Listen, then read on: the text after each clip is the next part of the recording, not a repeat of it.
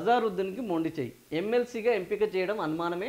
జూబ్లీహిల్స్ ఉప ఎన్నికల బరి నుంచి తప్పించేందుకే సీఎం రేవంత్ రెడ్డి ఎత్తుగడ. సుప్రీంకోర్టులో ఎమ్మెల్సీ కేసు పెండింగ్. తుది తీర్పు తర్వాతే గవర్నర్ నియామకం. రాష్ట్రంలోని కాంగ్రెస్ సర్కారు ఎమ్మెల్సీగా ఎంపిక చేసిన పార్టీ నేతకు మొండి చేయి చూపనుందా? సో జూబ్లీహిల్స్ ఉప ఎన్నికల బరి నుంచి తప్పించేందుకే సీఎం రేవంత్ రెడ్డి ఎత్తు వేశారా? అక్కడ ముస్లిం ఓట్ల కోసమే ఈ డ్రామాకు తెరదీశారా అంటే అనేక ప్రశ్నలకు సమాధానాలు అవును అని అనిపిస్తుంది. గతంలో ఎమ్మెల్సీలుగా కోదండరాము, అమీర్ అలీ ఖాన్ ఎంపిక చెల్లదని సుప్రీంకోర్టు మధ్యంతర ఉత్తర్వులు జారీ చేసింది. దాసోజు శ్రవణ్ కుమార్, కుర్రు సత్యనారాయణ కేసు ఇప్పటికీ ఇంకా సుప్రీంకోర్టులో పెండింగ్ లో ఉన్నది. సో ఈ పరిస్థితిలో అమీర్ అలీ ఖాన్ స్థానంలో అజారుద్దీన్ నామినేట్ చేస్తూ గవర్నర్ వద్దకు పంపించారు. అమీర్ అలీ ఖాన్ స్థానంలో అజారుద్దీన్ తో పాటు కోదండరామును ఎమ్మెల్సీగా నామినేట్ చేస్తూ గత ఆగస్టు 30న కేబినెట్ లో నిర్ణయం తీసుకున్నారు.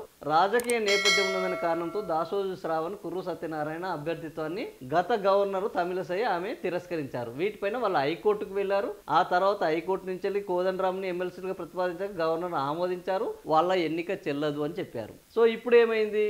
జూబ్లీహిల్స్ లో ఇప్పుడు కాంగ్రెస్ ఎంపీగా మరో 2-3 నెలల్లో జూబ్లీహిల్స్ ఉప ఎన్నిక జరగనుంది. అందుకని ఎమ్మెల్సీగా ఈయనని ప్రతిపాదించారు. అజారుద్దీన్ ఎందుకు అసహనంగా ఉన్నాడు? పోటీ చేసి 2వ స్థానం నుంచి అజారుద్దీన్ ఉప ఎన్నికల్లో తిరిగి బరిలో నిలవాలని భావించారు. కానీ రాహుల్ గాంధీని కలవడం చర్చనీయాంశం అయింది. జూబ్లీహిల్స్ టికెట్ ఇవ్వడం ఖాయమని పార్టీ వర్గాలు అనుకున్నాయి. కానీ అనూహ్యంగా ఎమ్మెల్సీ ప్రతిపాదన తెర మీదకి తెచ్చారు. సో ఇది ఓవరాల్ గా ఈ స్టోరీ మనం. సో ఈ స్టోరీ వెనక ఏమున్నది?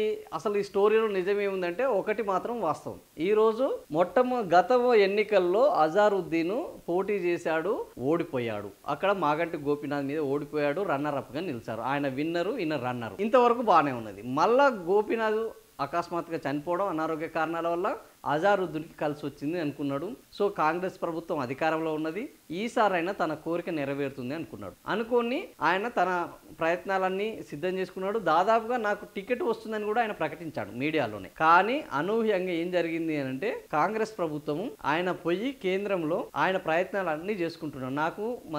నాకు మళ్ళా టికెట్ ఇవ్వాలి, నేను గత ఎన్నికల్లో పోటీ చేశాను, అక్కడనే రాజకీయాలు చేస్తున్నాను, నాకే టికెట్ ఇవ్వాలి, వేరే వాళ్ళకు టికెట్ ఇవ్వద్దు అని ఆయన రాహుల్ గాంధీని కలవడం జరిగింది. సోనియా గాంధీ కూడా కలిశారు.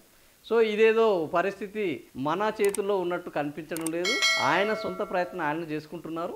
రేవంత్ రెడ్డి ప్రభుత్వంలో ఇట్లాంటి వ్యవహారాలు ఆయనకు నచ్చవు. తనను కాదని ఇంకెవరైనా తనంతట తానే స్వతంత్రంగా వాళ్ళది వాళ్ళు సాధించుకుంటామంటే రేవంత్ రెడ్డికి అది అస్సలు మింగుడు పడదు.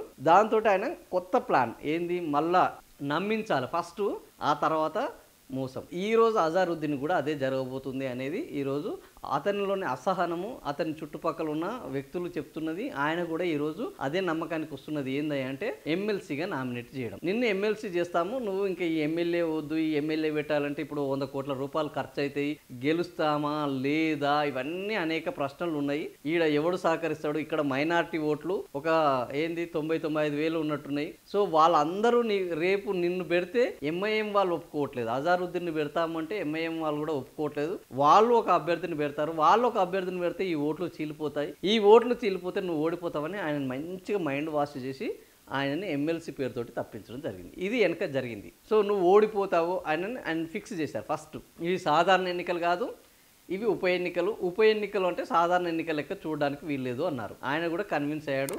ఓకే డన్ అన్నాడు. ఆయన బయటకు వచ్చి నేను ఎమ్మెల్సీ అవుతున్నాను, నన్ను ఎమ్మెల్సీగా క్యాబినెట్లో తీర్మానం చేస్తూ నామినేట్ చేసినందుకు ధన్యవాదాలు అని ప్రభుత్వానికి చెప్పాడు. ఇంతవరకు సజావుగానే ఉన్నాయి. కానీ ఆ తర్వాత మొదలైంది ఏంటంటే ఇప్పటి వరకు కూడా అభ్యర్థిని కాంగ్రెస్ ప్రభుత్వం ప్రకటించలేదు. ఎందుకంటే ఒకరిని ప్రకటిస్తే ఇంకొకరికి అసహనం పెరుగుతుంది, అసంతృప్తి పెరుగుతుంది, సహాయ నిరాకరణ పెరుగుతుంది, పార్టీలో గందరగోళం సృష్టిస్తారు అనే భయంతో ఈరోజు పార్టీలో ఇంకొకరి పేరు ప్రకటించలేదు. సో ఆ ప్రకటించకపోవడంతో ఈరోజు ఏమైంది అని అంటే నిమ్మలంగా అజారుద్దీన్లో ఒక అనుమానం మొదలైంది. అసలు ఎందుకు ఈ అనుమానానికి బీజం పడ్డది అని అంటే ఎమ్మెల్సీల వ్యవహారం ఆల్రెడీ సుప్రీంకోర్టులో ఉన్నది. గతంలో కోదండరాంని అదేవిధంగా కుర్రు సత్యనారాయణకు సంబంధించిన ఎమ్మెల్సీలని వీళ్ళని నామినేట్ చేస్తూ ఇచ్చిన దాన్ని గవర్నర్ ఆమోదించడం జరిగింది. కానీ వీళ్ళకు ముందు ఇద్దరిని చేయడం జరిగింది, అసఫ్ అలీ ఖాన్. సో అసఫ్ అలీ ఖాన్ కోదండరాంని, ఆయన జర్నలిస్టు, కోదండరాం జేఏసీ నేత, తెలంగాణ ఉద్యమంలో ఉన్నారు, వీళ్ళిద్దరిని నామినేట్ చేశారు, వీళ్ళని ఒప్పుకున్నారు, వీళ్ళు ఎమ్మెల్సీలు అయ్యారు. కానీ వీళ్ళ ఎమ్మెల్సీలు చెల్లదు అని దాసోజు శ్రవణ్ అదేవిధంగా కురు సత్యనారాయణ హైకోర్టును ఆశ్రయించారు. హైకోర్టులో వీళ్ళది చెల్లనప్పుడు వీళ్ళది ఎట్లా చెల్లుతుంది, కాబట్టి ఇది పునఃపరిశీలించాలని మళ్ళా మీరు వాళ్ళని ఎమ్మెల్సీ చేయాలంటే తిరిగి నామినేట్ చేయండి అని చెప్పడం జరిగింది. అక్కడ మొదలైంది ఈ వివాదం, అక్కడ మొదలైంది ఇప్పుడు ఈ అపనమ్మకం. ఎందుకంటే ఇప్పుడు వాళ్ళని నామినేట్ చేయడానికి కేసు కోర్టులో ఉన్నది. ఆ కేసు ఇంకా పూర్తి కానంత వరకు వీళ్ళని నామినేట్ చేసినా వీళ్ళది చెల్లుతాయా లేదా అని తెలియదు. అజారుద్దీన్ రాజకీయ నాయకుడా, క్రీడాకారుడా? ఒకవేళ రేపు గవర్నరు ఈయన కూడా రాజకీయంలో పోటీ చేశాడు, ఈయన పూర్తిస్థాయి రాజకీయ నాయకుడిగా తయారయ్యాడు, కాబట్టి ఈయన ఎంపిక చెల్లదు అని అంటే అజారుద్దీన్ పని గోవిందా. కాబట్టి ఇప్పుడు అజారుద్దీన్కి ఒక భయం మొదలైంది. నన్ను నామినేట్ చేశారు కానీ నా ఎన్నిక చెల్లుతుందా? ఎందుకంటే కోదండరామ్ని నామినేట్ చేశారు కానీ ఆయన ఎన్నిక చెల్లలేదు.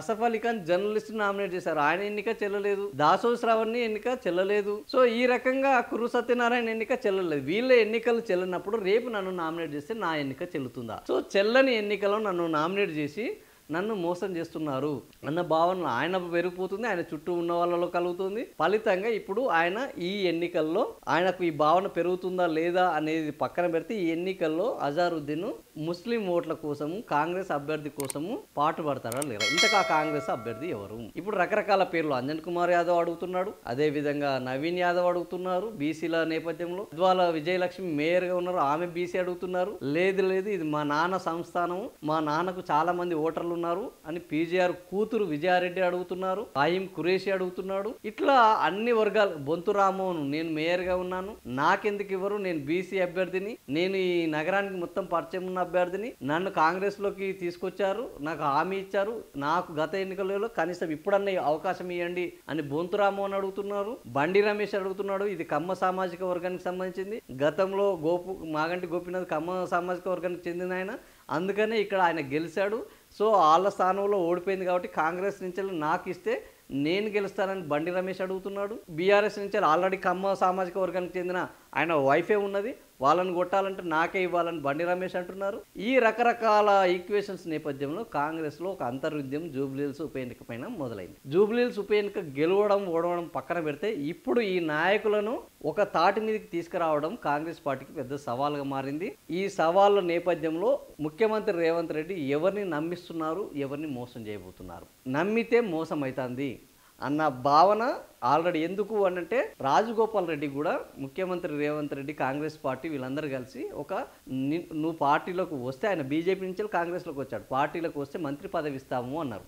దానికి బట్టి విక్రమార్క సాక్ష్యం. కానీ ఆయన పార్టీలోకి వచ్చిన తర్వాత ఆయనకు మంత్రి పదవి ఇవ్వలేదు. ఆయన కూడా అదే చెప్తున్నాను, నన్ను నమ్మించి మోసం చేశారు, అవసరమైతే నేను రాజీనామా చేస్తాను, మునుగోడుకు ఉప ఎన్నిక తీసుకొస్తాను అంటున్నారు. ఈ నమ్మించి మోసం చేస్తున్నారు అని ఈ రోజు కాంగ్రెస్ పార్టీలో చాలా మంది నాయకులు అభిప్రాయపడుతున్నారు, కార్యకర్తలు అభిప్రాయపడుతున్నారు. ఈ ప్రభుత్వం వస్తే మాకేదో మేలు జరుగుతుంది అనుకున్నాం, కానీ ఈ ప్రభుత్వంలో మాకు మేలు జరగట్లేదు, కేవలం కొంతమందికి మేలు జరుగుతుంది. ఒక గట్టి మంత్రికి మేలు జరుగుతుంది, ఒక బిగ్ బ్రదర్స్ కు మేలు జరుగుతున్నది, ముఖ్యమంత్రికి మేలు జరుగుతున్న తప్ప ఇంకెవ్వరికి జరగట్లేదు అన్న భావనలో, అసంతృప్తిలో మేము మోసపోయామన్న ఆవేదనలో ఈ రోజు ఉన్నారు. మరి ఈ జూబ్లీహిల్స్ ఉప ఎన్నిక ఇంతమంది అంజన్ కుమార్ యాదవ్ వీళ్ళందరి కొట్లాటల్లో ఎవరికి టికెట్ దక్కబోతుంది, ఎవరు రెబల్స్ కాబోతున్నారు, ఎవరు ఈ పార్టీకి వ్యతిరేకంగా పనిచేయబోతున్నారు, ఇలా పనిచేయడం వల్ల ఇది గెలిపోవటం ఏ విధంగా ప్రభావితం చేయబోతుంది అనే అనేక అంశాలు ఇంకా తెర మీద ఉన్నాయి.